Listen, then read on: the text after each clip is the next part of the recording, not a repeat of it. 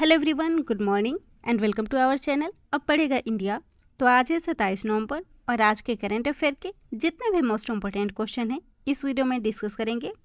तो अगर आप चैनल पर नए हैं तो प्लीज़ चैनल को सब्सक्राइब कर लीजिए, बेल आइकन प्रेस कर लीजिए ताकि आने वाले नए नोटिफिकेशन आप तक पहुँच सके।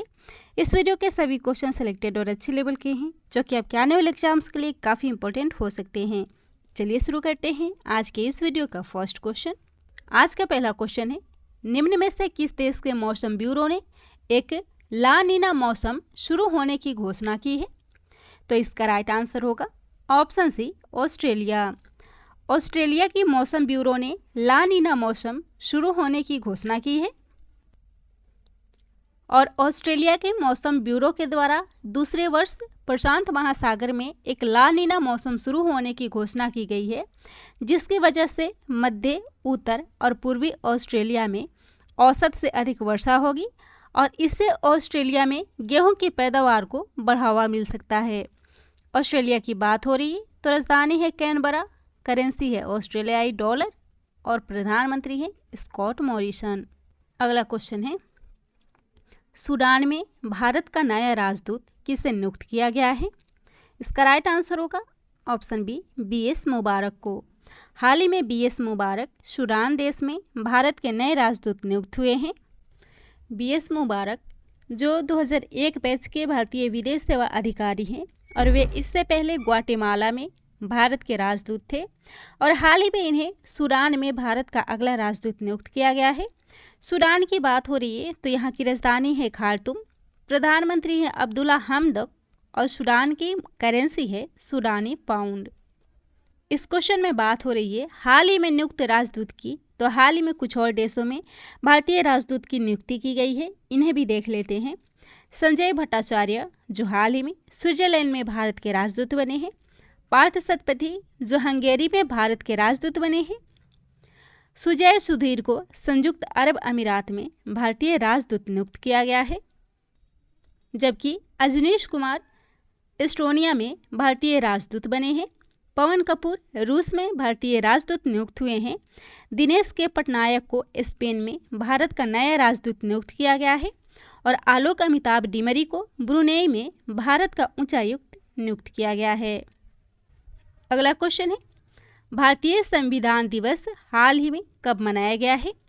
तो यह दिवस हाल ही में 26 नवंबर को मनाया गया है। इसका राइट आंसर होगा ऑप्शन बी, 26 नवंबर। भारत में 26 नवंबर को भारतीय संविधान दिवस या कॉन्स्टिट्यूशन डे मनाया जाता है।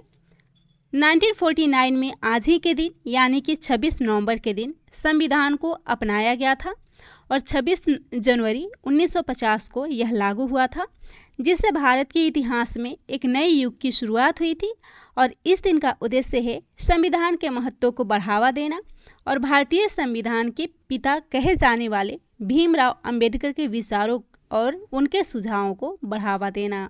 इसी के साथ नवंबर मंथ के कुछ इम्पोर्टेंट डेज हैं, जैसे कि 1 नवंबर को विश्व शाकाहारी दिवस, 2 नवंबर को international day to end impunity for crimes against journalist यानी कि पत्रकारों के खिलाफ अपराधों के लिए दंड मुक्ति समाप्त करने का एक अंतर्राष्ट्रीय दिवस मनाया जाता है। इसके अलावा 2 नवंबर को राष्ट्रीय आयुर्वेद दिवस मनाया जाता है और इस बार का थीम है पोषण के लिए आयुर्वेद और यह इसका 6ठा संस्करण है। 5 नवंबर को विश्व सुनामी जागरूकता दिवस मनाया जाता है। 7 नवंबर को राष्ट्रीय कैंसर जागरूकता दिवस, 8 नवंबर अंतर्राष्ट्रीय रेडियोलॉजी दिवस और 9 नवंबर को राष्ट्रीय कानूनी सेवा दिवस मनाया जाता है। अगला क्वेश्चन है, केंद्रीय विज्ञान और प्रौद्योगिकी मंत्री का नाम बताइए जिन्होंने हाल ही में बच्चों के लिए भारत के पहले वर्चुअल साइंस लैब को लॉन्च किया है। तो इसको लॉन्च किया है डॉक्टर जितेंद्र सिंह ने। इसका राइट आंसर होगा option D, doctor Jitendra Singh. Doctor Jitendra Singh जो केंद्रीय विज्ञान और प्रौद्योगिकी मंत्री हैं, जिन्होंने हाल ही में बच्चों के लिए भारत की पहली वर्चुअल साइंस लैब को लॉन्च किया है, जो कि छात्रों को पूरे भारत के वैज्ञानिकों से जोड़ेगा और यह लैब CSIR प्रयोगशालाओं का एक वर्चुअल टूल देगी। साथ ही छात्रों को अनुसंधान के बुनियादी ढांचे के बारे में भी बताएगी। अगला क्वेश्चन है, द्विवार्षिक त्रिपक्षीय अभ्यास दोस्ती को किन देशों के बीच आयोजित की गई है? तो इसका आयोजन भारत, मालदीव और श्रीलंका के बीच की गई है। इसका राइट आंसर होगा ऑप्शन डी, इन सभी के। मालदीव, भारत और श्रीलंका के द्विवार्षिक त्रिपक्षीय अभ्यास दोस्ती का 5 दिवसीय आयोजन, जो कि इसका 15वां संस्करण था, इसे शांतिपूर्ण और स्थिर हिंद महासागर क्षेत्र के लिए क्षेत्रीय सुरक्षा गठन के एक हिस्से के रूप में 20 से 24 नवंबर 2021 तक मालदीव में आयोजित किया गया था। यह अभ्यास 3 देशों के तटरक्षकों के बीच द्विवार्षिक रूप से आयोजित किया जाता है और यह वर्ष अभ्यास की शुरुआत का 30वां वर्ष था। मालदीव की बात हो रही है, जो एशिया महाद्वीप में स्थित है और जिसकी राजधानी है माले, करेंसी है मालदीव रुपया, राष्ट्रपति हैं इब्राहिम मोहम्मद सोलिह, मालदीव की संसद का नाम है मजलिस और मालदीव में हाल ही में भारत के उच्चायुक्त बने हैं मोनो महावर। हाल ही में 13वीं दक्षिण एशियाई फुटबॉल महासंघ चैंपियनशिप का आयोजन मालदीव में किया गया था। बात हो रही है सैन्य अभ्यास की, तो हाल ही में गुजरात के कच्छ प्रायद्वीप के क्रीक सेक्टर में 4 दिवसीय सागर शक्ति अभ्यास का आयोजन किया गया था। अगला क्वेश्चन है, हाल ही में कौन नाइटहुड ऑफ पार्ट गुल्फा से सम्मानित होने वाले पहले भारतीय बने हैं?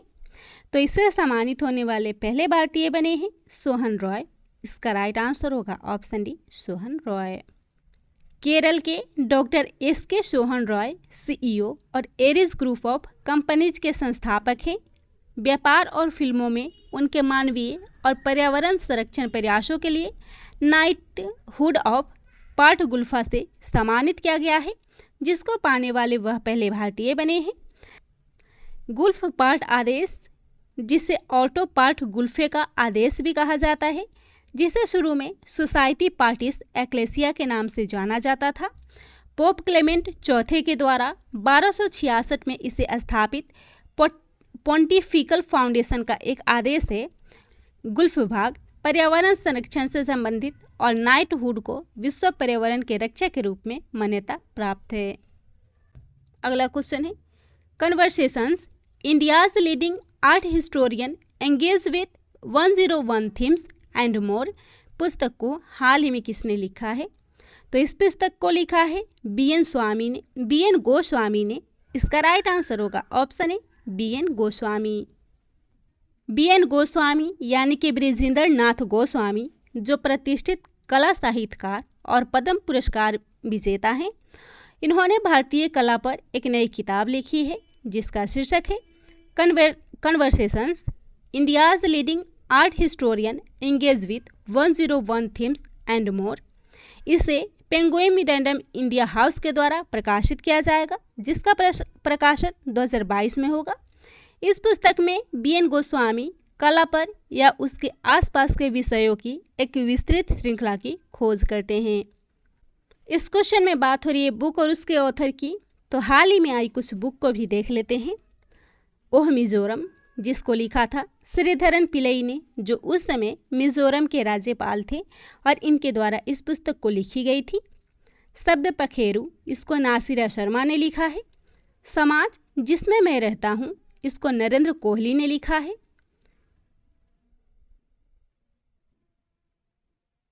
मी टू को करण पुरी ने लिखा है। फियर ऑफ गॉड बमदेवरा चंद्रवदन ने लिखा है, जबकि अयोध्या माधव भंडारी ने। अटल तो अटल हैं, इसको लिखा है डॉक्टर इंदर सिंह ठाकुर ने। और actually I met them a memoir, इसको लिखा है गुलजार ने। अगला क्वेश्चन है, भारत का राष्ट्रीय दुग्ध दिवस हाल ही में कब मनाया गया है? तो इस दिवस को हाल ही में 26 नवंबर को मनाया गया है। इसका राइट आंसर होगा ऑप्शन ए, 26 नवंबर।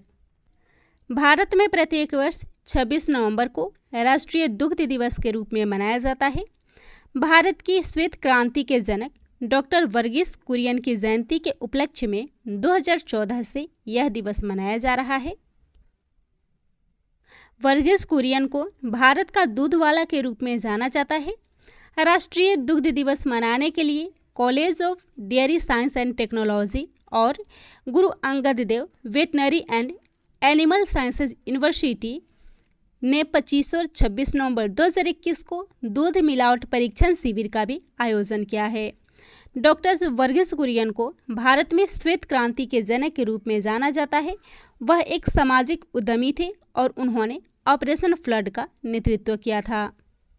भारत में प्रत्येक वर्ष 26 नवंबर को दुग्ध दिवस मनाया जाता है, जबकि वर्ल्ड में यानी कि विश्व में दुग्ध दिवस 1 जून को प्रतिवर्ष मनाया जाता है, जिसे संयुक्त राष्ट्र के द्वारा मनाया जाता है। अगला क्वेश्चन है, किस देश के पूर्व राष्ट्रपति चुन डू वान का हाल ही में निधन हो गया है? इसका राइट आंसर होगा ऑप्शन ए दक्षिण कोरिया। दक्षिण कोरिया के राष्ट्रपति चुन डू वान का हाल ही में निधन हो गया है। चुन डू वान दक्षिण कोरिया के पूर्व राष्ट्रपति थे, जिनका 90 वर्षों की उम्र में सियोल में हृदय गति रुकने के कारण निधन हो गया है।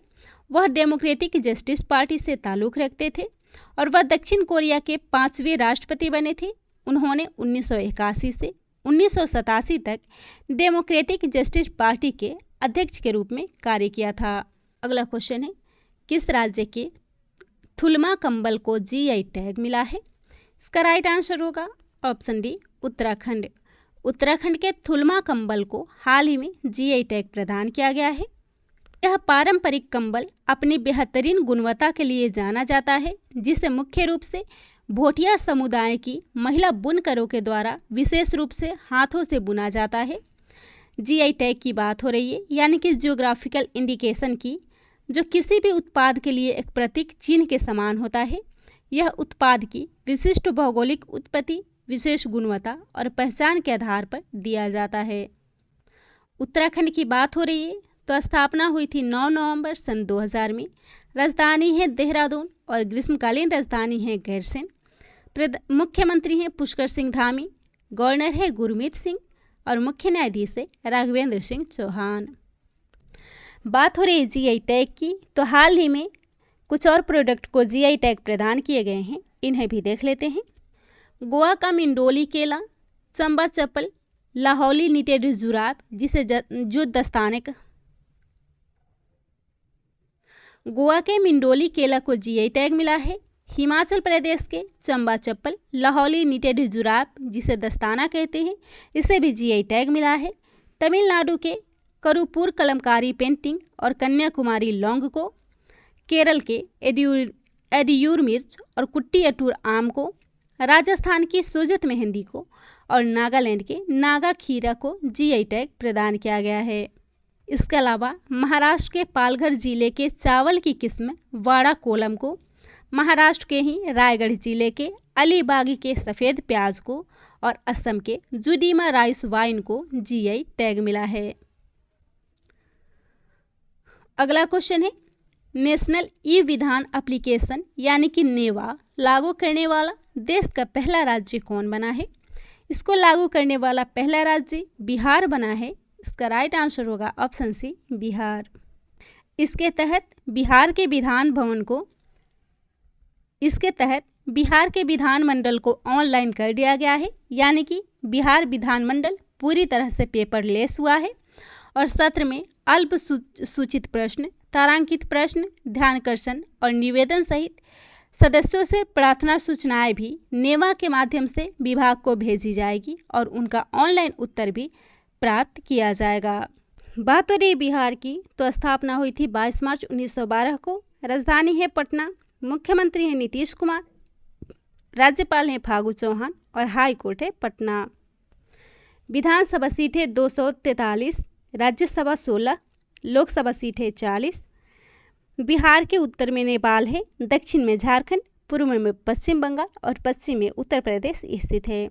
राज्य में स्थित सुपर 30 के संस्थापक आनंद कुमार को हाल ही में 2021 का स्वामी ब्रह्मानंद पुरस्कार से सम्मानित किया गया है और राज्य में पहला एक्वापॉनिक्स फार्म भी भोजपुर जिले में बनाया गया है। इसके अलावा बक्सर में विकेंद्रीकृत जैव चिकित्सा अपशिष्ट भट्टी का उद्घाटन किया गया है। देश में ई भंडारण प्रणाली शुरू करने वाला भी बिहार पहला राज्य है और देश का पहला राष्ट्रीय डॉल्फिन अनुसंधान केंद्र भी पटना में स्थापित किया जाएगा। अगला क्वेश्चन है 13वें ASEM शिखर सम्मेलन में भारत का प्रतिनिधित्व किसके द्वारा की जाएगी?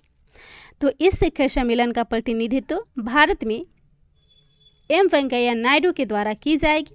इसका राइट आंसर होगा option A M Venkaiah Naidu. ASEM यानी कि एशिया यूरोप मीटिंग शिखर सम्मेलन के 13वें संस्करण का आयोजन 25 और 26 नवंबर को किया जाएगा। इस शिखर सम्मेलन की मेज़बानी कंबोडिया के द्वारा की जा रही है। यह 2 दिवसीय शिखर सम्मेलन का विषय साझा विकास के लिए बहुपक्षवाद को मजबूत करना है।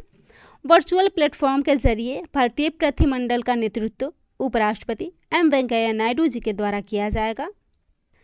ASEM समूह में 51 सदस्य देश हैं और 2 क्षेत्रीय संगठन हैं, जिसमें यूरोपीय संघ और दक्षिण पूर्व एशियाई राष्ट्र संघ है। इसके अलावा हाल ही में राजनाथ सिंह जी के द्वारा आपदा प्रबंधन पर 5वीं विश्व कांग्रेस का आभासी रूप से उद्घाटन किया गया है। अगला क्वेश्चन है प्रधानमंत्री गरीब कल्याण अन्न योजना को कब तक के लिए बढ़ा दिया गया है? तो इसका राइट आंसर होगा ऑप्शन ए मार्च 2022 तक। इस योजना को 4 महीने यानी कि मार्च 2022 तक के लिए बढ़ा दिया गया है। प्रधानमंत्री गरीब कल्याण अन्न योजना का 5वां चरण दिसंबर 2021 तक समाप्त होने वाला था, जिसे 4 महीने बढ़ाकर मार्च 2022 तक किया गया है। इस योजना के तहत राष्ट्रीय खाद्य सुरक्षा अधिनियम के तहत आने वाली सभी लाभार्थियों को प्रति व्यक्ति प्रति माह 5 किलो की दर से खाद्यान्न प्रदान किया जाता है। इस योजना के चरण 5 के लिए अनुमानित अतिरिक्त खाद्य सब्सिडी 53,344.52 करोड़ रुपए है और इस योजना के चरण 5 के लिए कुल खाद्यान्न का खर्च लगभग 163 LMT यानी कि 163 लाख मैट्रिक टन होगा। तो यह था आज के करेंट अफेयर का मोस्ट इम्पोर्टेंट क्वेश्चन। वीडियो पसंद आता हो तो शेयर कीजिएगा, चैनल को सब्सक्राइब कीजिएगा।